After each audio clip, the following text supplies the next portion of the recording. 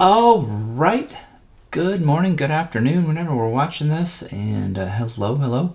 Oh my goodness, I was about ready to do my show about half an hour ago or so, and then I'm like setting up here, and then suddenly it's like, hey, it's snowing outside. It's snowing outside. It hardly ever does that here, even though I told you I live in the foothills. It just doesn't snow that often, and especially like it's 42 degrees outside right now, which is chilly, but generally speaking, not cold enough to snow. So it was kind of an exciting thing. If anybody's got some good footage, I'll show you, because it was coming down pretty good for a little bit, but it wasn't cold enough to stick, so it was instantly gone as soon as it hit the ground. But it's kind of a fun thing, so put me behind. Anyways, we got a lot to do today. You're currently watching the how-to on how to do your opening sequence. Now, we'll watch a lot in class, and I tend to like the ones that are they leave a lot of mystery. And so when I created one, I wanted to have a lot of mystery in it. So there's a lot of things happening. And as you recall, when we went over the PowerPoint, and I'll go over it again because there's a lot of moving parts to this, I just want to start digging deeper and deeper and deeper into Adobe Premiere. Because normally we would be, third quarter going into the fourth quarter, we'd be getting pretty far and pretty deep in this, and then transitioning into something called After Effects. So we won't be able to do After Effects this semester, and if you watch this in subsequent years, we will. This will be our intro into it. But it teaches you this assignment will teach you some really cool things about Premiere. So let's go ahead and get started. Okay, so on my screen, we're taking a look here at the opening sequence that I created. So let me go ahead, click here, and I'll make it full screen here, and let's watch it.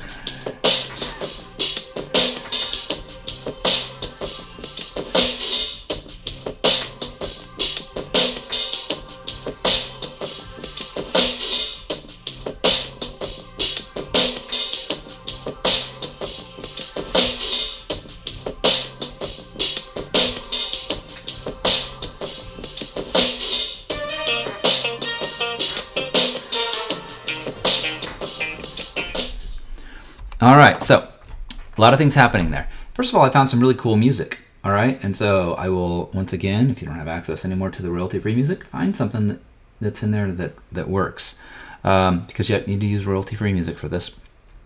The other thing is I always find there's some intros that are really cool. Like one of the ones that inspired me would be like Walking Dead, and that one's really super cool. We'll watch it in class if we haven't already. We'll probably watch it again just so you can see different things that are happening. So there's a lot of things that are going on in mine. So here's one of the things you'll notice. All right, so here's what we'll do in today's video.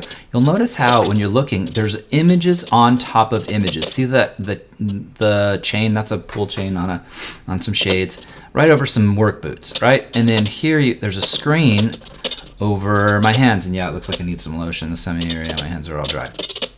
So that's just shooting outside of the screen of my window right there. And then same thing here. You'll notice how again, now see right over my face, there's that. So I'll show you how to do that. I'm gonna show you how to make the text so it appears. See how it appears and it's like it slides through it. I'm gonna show you how to do that. In addition, we'll do a little bit of color grading and all of that. So let's get to that right now. So how exactly, first of all, one other thing is you'll notice that there is, look at this. There are the crop marks on there. So it looks like it is a widescreen, kind of like when you rent a movie or buy a movie or whatever. It has that widescreen in there. Let's go ahead and get to that. So I'm just going to grab some. Here's the stuff that I did, but I'll grab some sample footage out of here. And so let's go ahead and grab some stuff. All right, and I'm just moving stuff around right now so we can see it. So we can see these icons a little bigger. Notice I have a bunch of layers happening here, and you might have more layers than you've ever dealt with, and that's okay. All right, so let me go to my project folder. And in my project folder, let's just grab some different pieces of footage. Like, I'll grab this one. Normally, if you remember what you do, I wanted some like really close-up footage. It looks kind of all weird and mysterious and, oh, sorry. Hey, yo. All right, so I wanted some kind of weird looking footage. So remember how you mark your clips. It's I and it is O. All right, so if I want that to be the I and O. I don't need the I don't actually need the audio to it, so I will go ahead and grab the clip itself, and I'll put it out here. Since I'm already done with all of mine, I'll just grab it and put it right out there. And now I'm going to zoom into it. Okay, so let's zoom in so we can see it. There it is right there, and it's in my timeline. All right, if I wanted to put crop marks on that, by the way, I can actually do something, and I don't want to just do it for one clip. I want to do it for like the entire thing. So the way that I did that is I'm going to hit, and by the way, you're wondering why I have this keyboard here. My keyboard on my laptop died when I tried to turn it on yesterday, so yeah, that's a whole nother thing. So what I need to do though for this, if I want to put these crop marks on here, is I create something called an adjustment layer, and that is inside of this adjustment layer. What's an adjustment layer? It's just a blank layer that you can put other things into. And so rather than like, let's say I wanted to put a color grade on the whole movie, I wouldn't need to do it clip by clip as much as I can put it on just an adjustment layer, and it will then impact everything in my film. Okay, so I'll make an adjustment layer, and the way you do it is you'll click right here, new item. If I click there and I say adjustment layer, and where am I saying adjustment layer? There it is right there. And I'm sorry, it's the UPS guy that just pulled up. And so I click OK right there. You notice how it's making it the same size as this right here, 1920 by 1080 by 30 frames, and click OK right there. And there I have an adjustment layer. Thank you.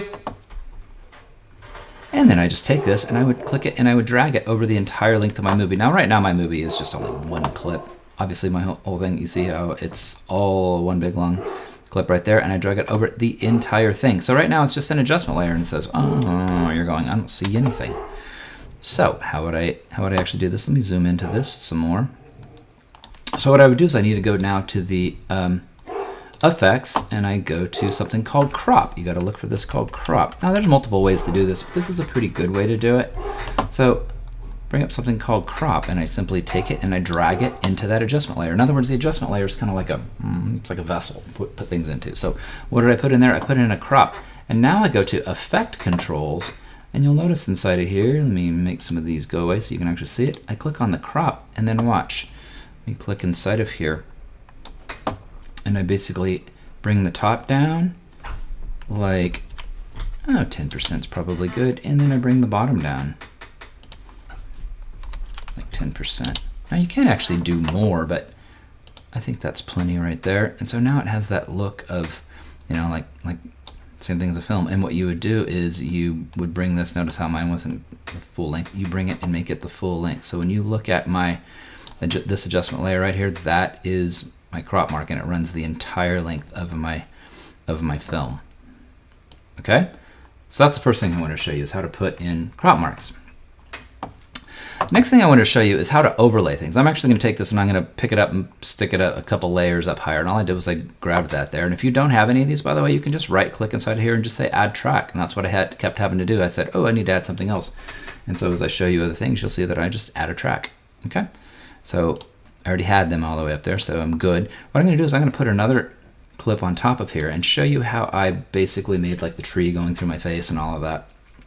So I'm going to click on project, and here's the tree right here. So I'll double click it. It's already marked for me in and out. Remember how to mark your clips. Go right here, mark in, mark out. What I'll do is I'll take this and I will drag it so it is just right on top there. Boom. I didn't snap there. I'm going to go ahead and click snapping, and I'm going to undo that. So you can see why. And sometimes I forget to do this, and I go to, I just want, in this case, just the video. You'll notice how it's a lot longer. Doesn't matter. These are all just sample things. I've already finished my project, but I just want to show you exactly how I went through each one of those steps to where I got what I got. So I can take this and boom, I'll click it and drag it right down to about the same size. Doesn't matter at this point. But you'll see that right now, let me turn this eyeball off. See this eyeball? This just changes visibility. You'll see that the tree is put right on top of my image. So if I click on that eyeball, there it is right there. So how can I see through that tree? How can I make it so I can see through it? Well, what I will do is I'm going to change its effect. And so if I click here and then I go to effect controls, I can actually change its transparency, or basically it's opacity. If something's transparent, like this piece of glass in front of me, I can see through it. Something's opaque, like this desk, I cannot see through it. And I can change how opaque something is. So if I click here, and I can actually change that over time too. And we'll get to that in a second. So notice how those aren't the same length. I'm not gonna worry too much about that, but you can make them the exact same length if you want. So they sit right together. And what I will do is, while I'm clicking on, notice how this one's the highlighted one. I can then click down to this motion tab in video effects. And underneath there, notice I clicked that the motion tab off for right now. But what I did was I now can just slide this down. And so look, now all of a sudden, hey, you can actually see the tree through me. It's because of the fact that you're actually looking. You're looking through there now. So like I said, they aren't the same length, and that's fine. And that one's not the same length. You can see I didn't have snapping on when I did this, so that's why they aren't snapping to the right length. There they go. Now they're the exact same length. And you see how that is there. You can also change how they interact with each other by changing something called the blending mode. You can play with different modes here. What are the blending modes, by the way? I teach this in Photoshop, in my Photoshop classes. Same kind of thing. It's where two layers, things that are stacked on top of each other, interact with each other. All right, so you can play with a lot of different things.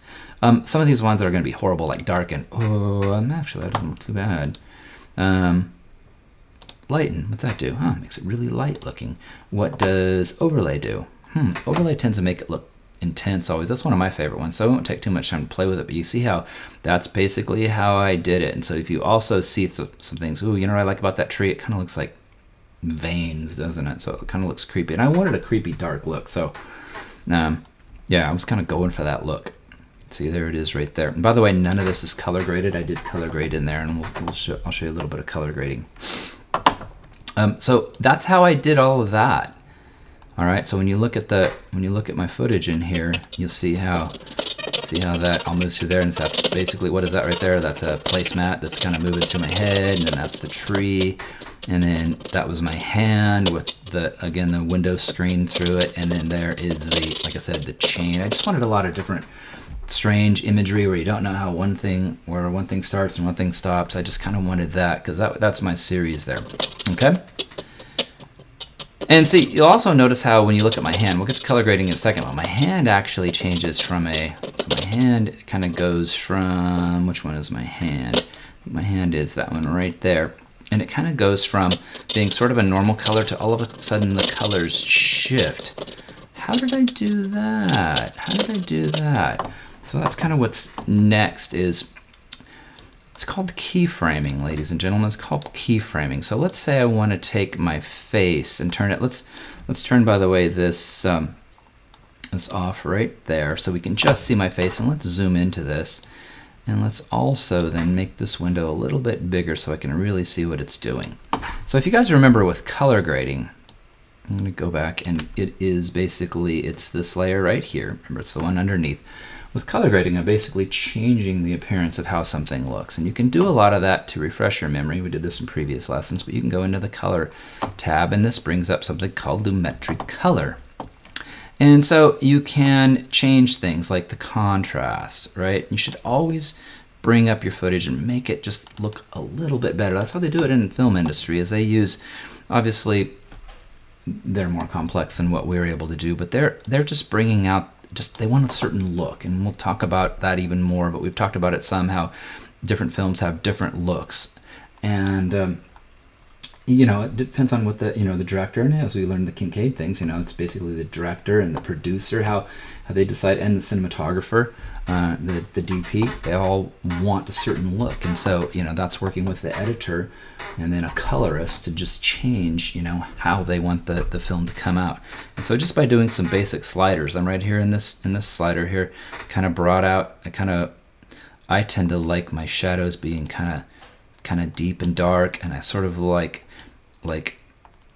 rich black areas, but you don't want to lose too much detail, so be careful with that. But every person some people have the exact opposite taste, all right? Then I put a vignette on to kind of darken down those edges.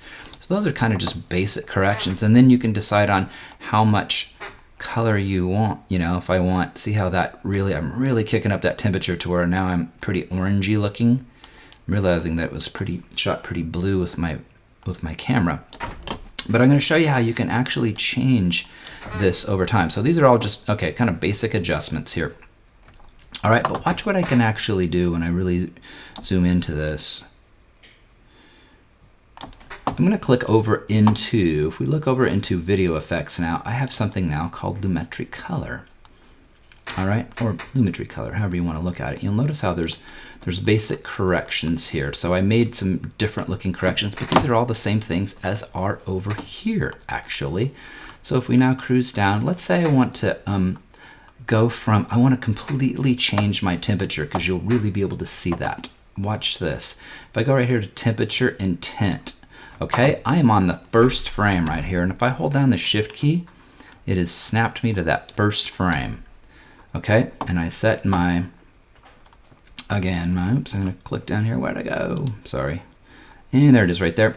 I went to, oopsies, where did it go? I'm sorry, I clicked on the wrong thing. There it was. I mess up too sometimes. Okay, so I clicked on temperature and tint. Watch what I do now if I go all the way to the end of the frame. And I'm going to click, now I'm at the end frame, now I back up one frame right there. I can completely change around my temperature here. Watch this. All right. So what I've basically done, let me change what happens if I change the tint. All right. Now, I wanted it to, you clearly wouldn't want your film looking like this for the most part, but for your intro, sure, what the heck? Like I said, I love like Walking Dead, and their colors are all jacked up on purpose on their intro. So now I'm all blue looking, but notice how I go from, watch now in this clip. Okay, it's normal looking. Now look at that. Oh my goodness. Suddenly it goes dark and mysterious. So that's what keyframing is. And that's, where does the term come from, by the way? I didn't give you a very good intro into that. The term comes from the animation field. Way back in the day, like when you ever had these master animators like Walt Disney, right? He would also have people working for him that, you know, are master animators. And the master animators would animate the key scenes or the key frames, all right? And then what they would have is they would have other understudies under them who would draw all the in-between frames. So he might draw this one here, and then he would draw into the end of this scene here. And then other people would draw all the other animations in between. Remember how we did stop motion assignment recently? Same kind of thing. It's just a series of still pictures. Well, we're doing the same thing here. The keyframing is, it's saying, I want to start here, and I want it to end here. And in the middle, I want it to do this, and then Premiere is going to draw all these images in between. So let's look at it one more time. Look at that. Boom. I go from normal looking color to purple. Watch, I'll do it one more time. I'm going to go back to the beginning of it. And let's say I want to go from color then to completely change everything. I'm going to, again, I have to click on the proper clip. Let me change all that. What happens if I go to, how about I go to saturation? Because if something that is 100% saturated, it means that the colors are the way they were recorded. Oversaturating is going to increase the color intensity. But if we desaturate something, it's going to turn it black and white. So notice I have to click here to start keyframing. See how it says toggle animation? I'm telling Premiere, start the state here and then change it over time. So I clicked on that. Now I clicked at the last frame or wherever I would want this to change at. Watch this. I'm going to essentially undo what I did. I clicked at the last frame and I backed up one frame. And now I again have to click on that clip right there. And so when I click down to the saturation, if I now click 0, guess what it's going to do? Boom. It now went black and white. So now I go from color and it fades into black and white. So that's what keyframing is, and that's what keyframing does, and it's a really cool tool. Anything you want to do in animation, I'm talking in Premiere, that's a good place to start. In normal years, we would transition into After Effects. All those cool movies that you see and that you love that have CGI, they're all doing animations, and they do it like with After Effects and some things with Premiere. But a lot of it they do with keyframing because they want to change a state of something over time. Everything from position to scale to, like I said, color to whatever it is. And so keyframing is a super, super important thing, and it's controlled right through your effect controls, okay? All right, we got a few more things to do here in this video. What else did I have to teach you? I talked about color grading, and so yeah, whatever clip you click on, notice how right now I'm gonna make this come back on here, and see, that's what I ended up creating there. Look at that, look how it just goes to black and white. All right, so again, whatever it is you want to change over time, you can do that. All right, notice how the clip is slowed down too. I did that already, and if you don't recall how to do that, you click right into here, and it's clip and speed and duration. It's at 100%, but I shot it like in slow-mo, so there's that. So what else do I have to show you? Titles and masking. Let's look at the titles that I did. Okay, if we roll back, I'm gonna make this bigger here. Make that part smaller. If you look at the titles themselves, let's go ahead back and watch part of this here. All right, I'm gonna click here, and let's make that bigger. And so when you watch, you won't have to watch the whole thing here, but notice how the titles will roll in and roll out.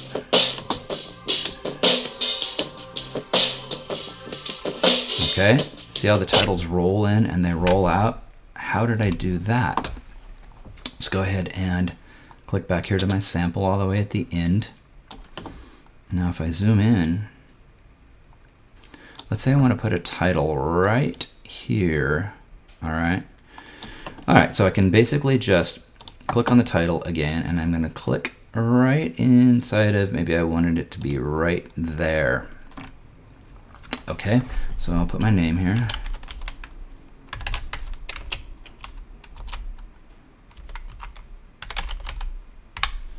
All right, I'm gonna again make this a little bit bigger. Yeah, I wish I had a bigger monitor. I could see more. And by the way, I am gonna switch back over into the editing tab because I don't need to make this color right now, so that will give me a little bit more real estate as well. Should have done that before. Okay. All right, so you can position it where you want. And so I'll go ahead and grab this, and I probably want to make it a little bit bigger as well. You can also do it, by the way, when you have your effect controls tab up. See, there's my name right there. If I say, you know, that's probably not big enough, I can also change the size right here. But guess what? I could actually keyframe that too if I wanted to. I don't think I will, but I'll put it right there. That looks pretty good. All right, so there it is. I'm the star of the show here.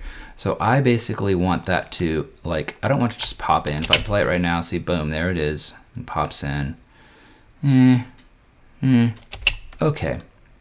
But what would happen instead if I made it kind of roll through? Okay, let's try our little animation skills here. All right, what we're gonna do in here, and it's basically I click on this text and it's in my effect control. And again, you can change anything when you're doing a text effect. All right, oops, I just lost my text. Where'd it go? There it is. All right, so it is, you gotta remember which one is which, and it is, where did it go? You got lost here, sorry. Whenever I change tabs, it's, there it is, it's all the way up on top there.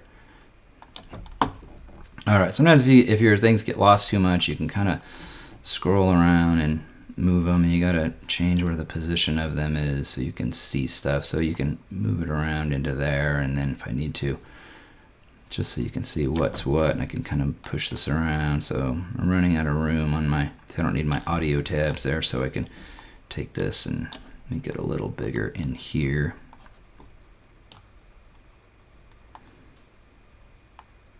And you can kind of make some of these bigger if you need to. It's always a challenge. You're always looking for more real estate in Premiere. All right, so here's the text, and it's not playing right at the first frame, and that's okay. So what I want to do is I want to animate it over time. All right, when I animate it over time, I want something to slide across from it. So like, for example, if I have this, here is an audio recorder, right? And if I take this piece of paper, it's like a big floating rectangle, If I have it like this and then I move it, it's basically just revealing something underneath. So that's the effect I'm looking for in those. So how exactly do I do that, by the way? Anytime you do text, so if let me close some of these other tabs over here. So if you look with text, I can basically, right on this text thing right here, if you look, text, there are these three little things right underneath here, and these are masks. Create ellipse mask, create 4-point polygon mask, and free draw mask. Well, you kind of end up doing the combination of these two, but we're actually just going to take a floating rectangle and put it over there. And so suddenly you'll notice how I have this rectangle that is right there. Let me make it so this part's bigger so you can actually see that. So I get this floating rectangle right here. Now watch what happens when I move it. Oh, hey, wow, that's cool. So there's a mask that moves from one side to the other. Whoa, that's cool. So you can put a mask over anything. So basically it's just this thing that I have here in my hand there on the screen. You'll see it's a hole where you can see through. And anything that would be underneath it, like in this case, the text, I can just make it float over it and reveal it. So what I want to do is I want to tell it, where do you want to start at? And where do you want to end at? That hole, right? This is the text showing through. It's going to roll over it. Where do you want to start at? Where do you want to end at? So I'm going to tell it, that's your starting point. So I have to tell it, be a mask path, and we want to animate that. So I'm clicking right there on that little stopwatch again. That's toggling animation. I'm telling it, here's your start point, buddy. Okay? Then what I want to do is I then want to go all the way to the end after the text, after this little text thing is, and I need to make it smaller here. I'm going to make it so it goes to that same length right there. Then I want to tell it, go to that last clip in there. See, it's on that last frame right there. And now I want to tell it, I got to click back to the mask so I can actually see it. And make sure I can see this clip here. There it is. I'm going to tell it, I want you to go all the way over to here now. So that's its end point. And what it's done is it has animated that whole path. Watch. And one thing I am going to change to is mask feather. I wanted a hard edge. If you want a soft edge, keep the mask feather there or turn it up. I wanted a hard edge, so just type 0 in there. Now watch this. I'm going to zoom in even more to this. You can really see what's happening with it. Okay. Text rolls across, and that's just a triangle that moved across it. Okay, so if you look slowly again, I told it, start here. I told the box to start here, and so I dropped again a keyframe right there. That's my keyframe. And then I told it, I want you to end all the way over here. I have to notice I went to the last clip and I backed up one frame, and then I told it, here's your ending point, buddy. So you're going from here to here. So as I scrub through this, see what the box does? Now, if you somehow wanted this box to show for more, I can actually just drag the box size out even more.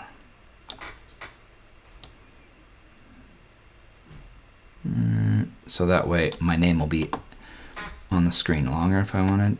Remember, it's all about name recognition. And see if I did that right. Yeah, my name was on the screen for a little bit longer.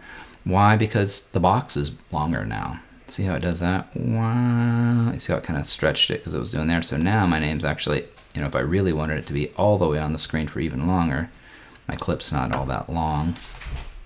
I could probably even do it even longer. See how it kind of turns into, see how it gives me all kinds of different tools. You just kind of drag those edges. And that's what's happening there now. There, the box didn't catch up, but you see, you get the idea here. Now it's just boom, going right through there. Okay, now the last thing that I want to show you. Yes, I am throwing lots of curveballs your way because I want you to learn Premiere. All right, the last thing that I want to show you is like a glitch effect. I'm going to put it like maybe right there. Now, I gotta remember which one I am, okay? In fact, let me turn off all these other things so you can really see that. And I actually put a glitch effect in there in case you didn't notice. Let's check out where my glitch effect is. see where it was. It was in here somewhere. My glitch effect. Oh, I might have taken it out.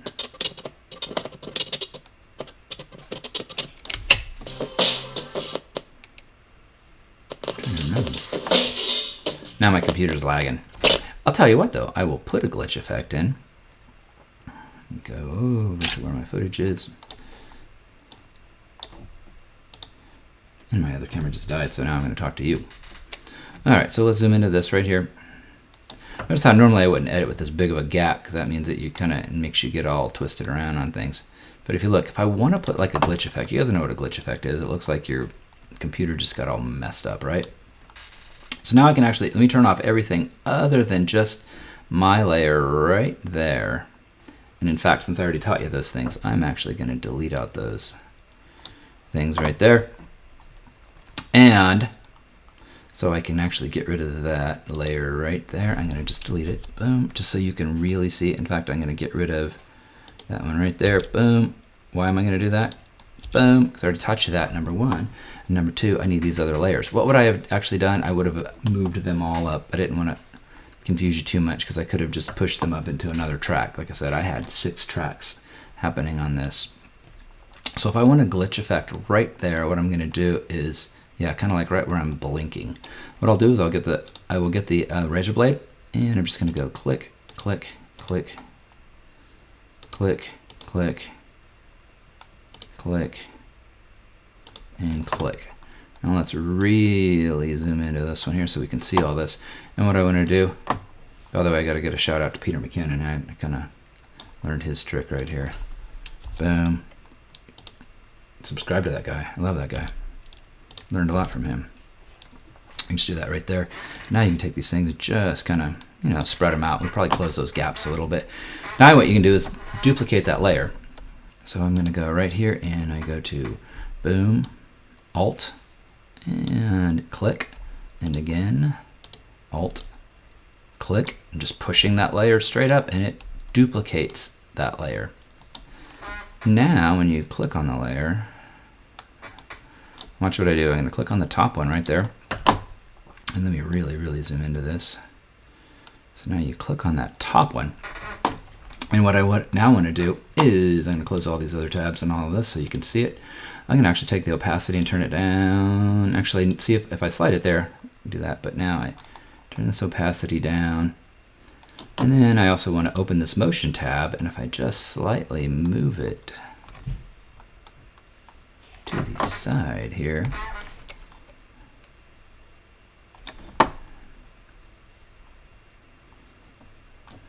and my computer suddenly isn't doing what it's supposed to do. I swear I did this a bunch and it worked out great. And I'm not trying to keyframe this one. Making sure I'm on the I know why, because I had turned that layer off and I couldn't see it. It was me. It was me. All right, so now all of a sudden you notice how I look kind of, I look kind of weird and I'm out of position. Then you can actually open your color tab and watch this.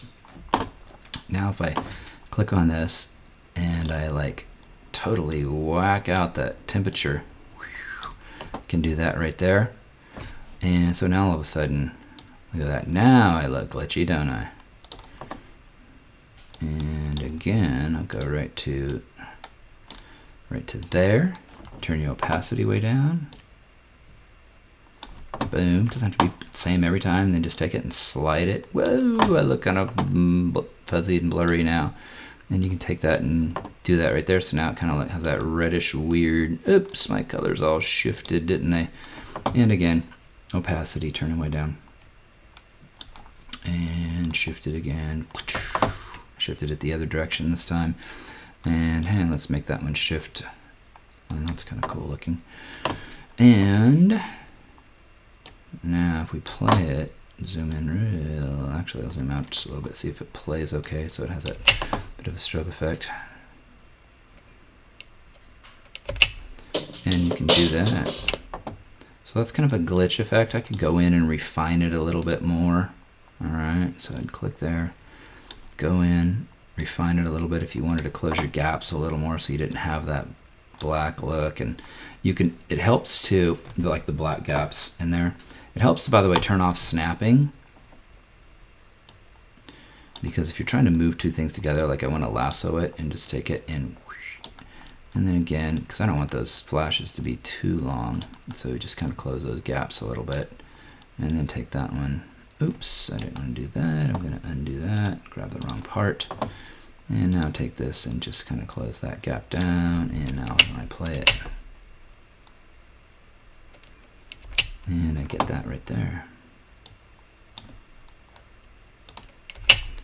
Once again. And if you want to put a sound effect on that, you can. But yeah. Wow. I showed you a whole heck of a lot in just a little bit. But yeah, it's cool. And my computer's not playing it very well, but it did play. That's my computer. See how it's all red right there, and your computer will do the same. It's saying that I'm too slow of a computer to be able to play this in real time, so when you render it out, it should be fine. Or you can actually go to sequence. You can go, if you want to see it before you export it, you can go to render selection right there, and it'll actually turn all this so it's not red anymore. See, all that's red. It'll turn it so it's not red anymore.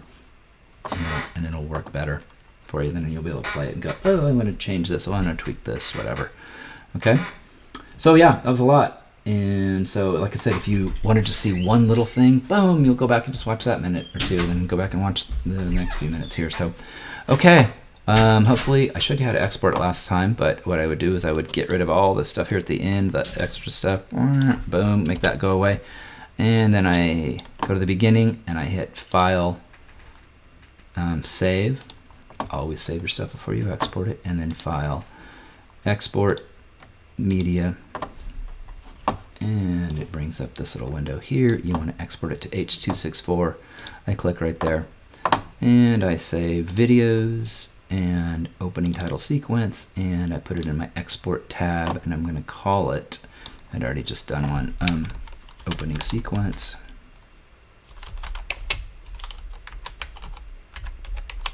Opening sequence, it's going in my export tab, and I'm saying open, and oh, I call that one title sequence.